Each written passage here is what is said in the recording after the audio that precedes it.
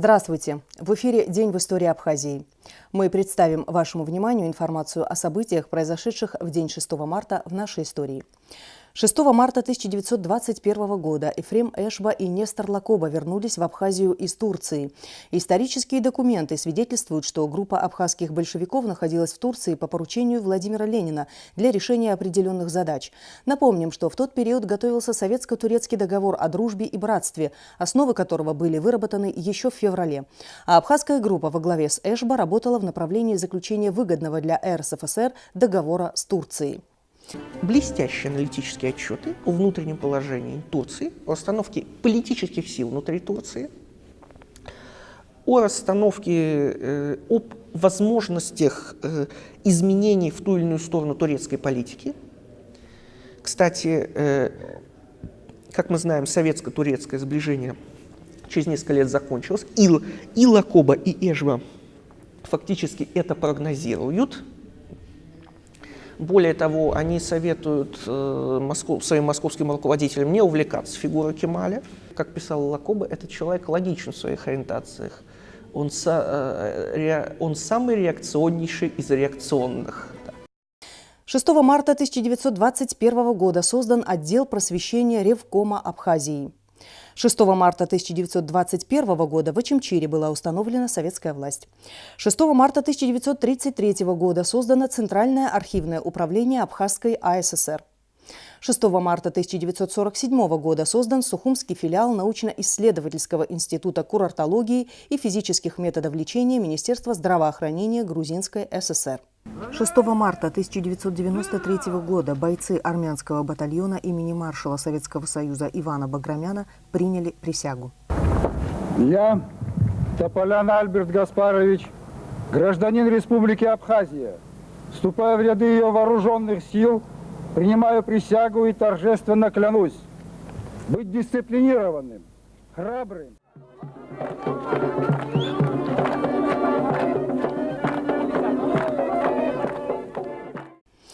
6 марта 2003 года закрытое акционерное общество «Аквафон GSM» зарегистрировано Минюстом Республики Абхазия. 6 марта 2008 года Россия сняла запрет на торгово-экономические и транспортные связи с Абхазией. Так Россия вышла из режима ограничений в отношении Абхазии и предложила другим странам поступить аналогично. Напомним, что запрет на осуществление торгово-экономических, финансовых, транспортных и иных связей с Абхазией по государственной линии был введен в 1996 году. Запретное решение было принято на фоне острого противостояния грузинской и абхазской сторон в переговорном процессе. От Абхазии требовали более гибкой позиции по вопросу возвращения беженцев и временно перемещенных лиц. Совершенно очевидно, что санкции, кроме гуманитарного аспекта, имеют еще и очень важный политический аспект. Они дают надежду на то, что взаимоотношения между Россией и Абхазией будут складываться уже на другом уровне, потому что санкции в первую очередь касались вот таких межгосударственных взаимоотношений. Отмена этих санкций как раз демонстрирует, что Россия пересматривает свои подходы. И, несомненно, конечно, Косово создает новые условия в мире, и оно не может не быть прецедентом. И совершенно очевидно, что не только Россия, но и другие страны будут исходить из этого свершившегося факта.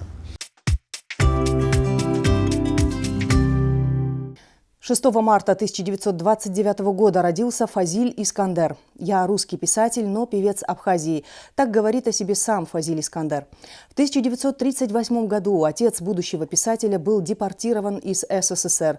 Фазиль Искандер воспитывался родственниками матери абхазки в селе Чегем, селе, в котором любознательный мальчик впитывал истории, ставшие основой для многих будущих сюжетов. Эти сюжеты абсолютно точно родом из Чегема, из времени счастливых находок. Счастливых, как оказалось, для нас всех. Наверное, поэтому для каждого в Абхазии Фазиль Искандер свой, и у каждого свой Искандер.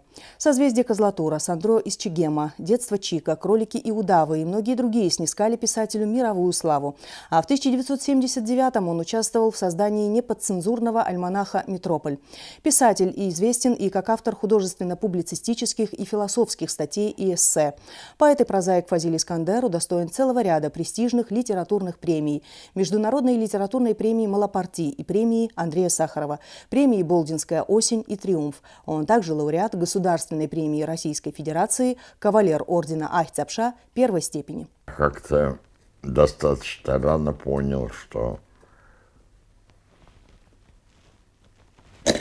страшное дело потеря любви к жизни,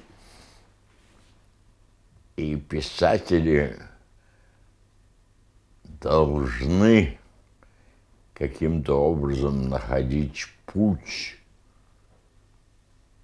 к тому, чтобы люди полюбили жизнь и тем самым обогатили себя и обогащали всех вокруг духовно. Всегда на любой родине можно найти нечто такое, что не свойственно другим краям, и развивать это, и писать об этом. Чегем – это хорошее слово, я им назвал все село. И оно мне снится часто, потому что